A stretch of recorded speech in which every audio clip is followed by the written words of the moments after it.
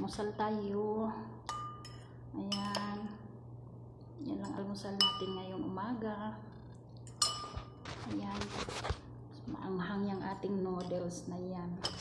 So kaya tayo gumawa nitong white cheese roll. Ayan, lagyan natin ng yung syrup na white sugar. Ayan, para sausawan natin yan siya, gano'n. Malutong na ito kainin, sarap.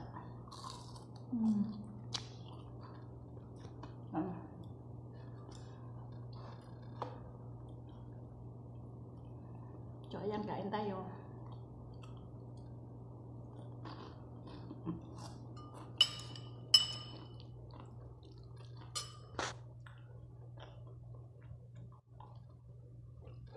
Sarap guys.